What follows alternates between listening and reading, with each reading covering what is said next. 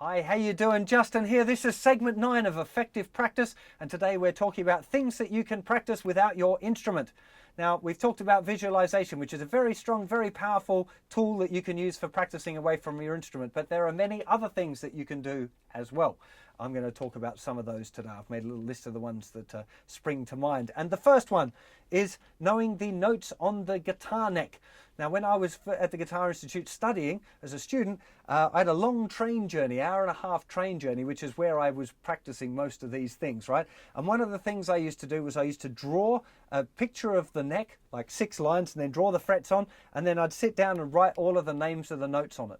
And it's really, really powerful, that, because learning the notes on the fingerboard's a really, really important skill. You know, you don't need it as an absolute beginner, but if you want to progress past an intermediate guitar player, it's absolutely essential. So really good thing to do. There's a couple of ways of doing it. First of all, draw the neck, and then you can write, say, all of the E's, and then all the C's, and then all of the F's, or whatever.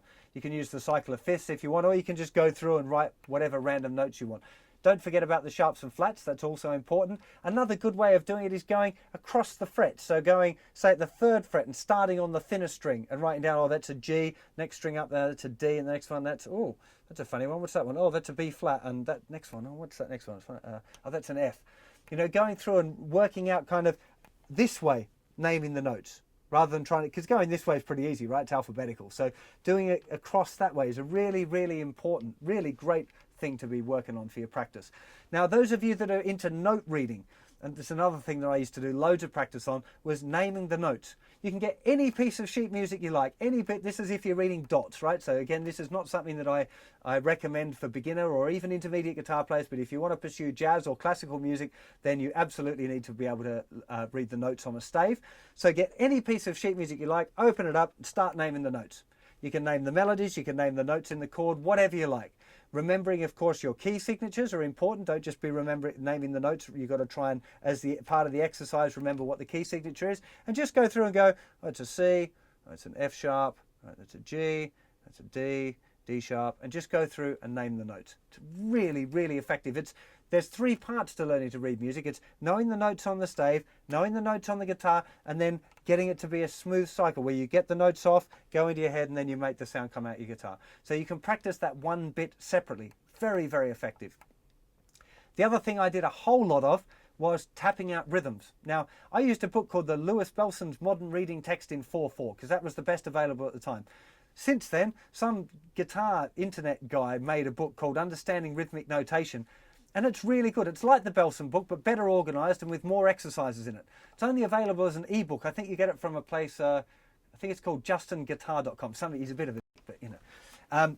It's a really, really, really effective book, and it goes through and trains you on all of the rhythms, right? So it starts off really simple, and what you want to do is, I used to use a metronome with a little earpiece thing, and I'd put it in my ear, I'd have the book there, and I'd be sitting there going, and just going through and tapping out the rhythms in the book. It's incredibly beneficial because you'll really understand how rhythm works. You'll understand how 16th notes are, what the funny groupings are, reading rests, all of that stuff. It's really, really important for your development as a musician. Music is rhythm and melody. Most of us spend far too much time on melody and not enough time on rhythm. So that's a really, really effective thing that you can do anywhere.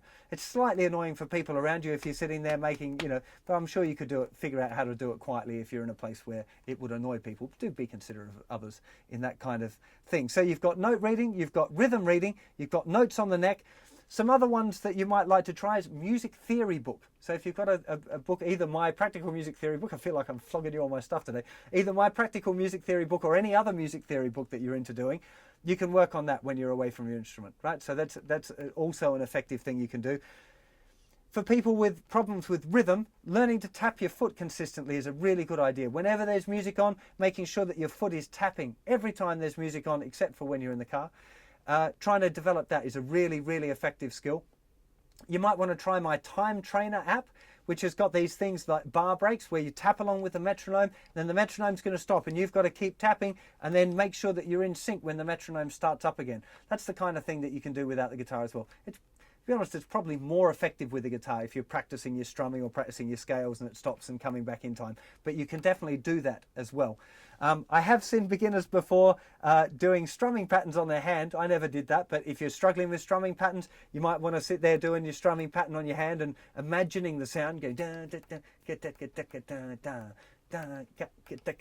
da da, whatever. Just, you don't have to make the stupid beatboxy kind of noise that I was making there, but you can just have the sound in your head. But practicing that strumming pattern is something that can be quite effective as well. So there's a whole bunch of different things. Oh, actually, one more that I thought of that I used to find really useful was memorizing jazz standards. So I just open up the rule book and trying to remember all of the chords to Autumn Leaves or Blue Bossa or whatever standard tune I was learning, because that's the kind of thing that you can do. It's really important that you get those things to memory as well. When you're on the stand, you definitely don't want to be looking at your rule book. So sitting there, looking through the book and then closing your eyes and trying to remember all of the different changes for such and such a tune.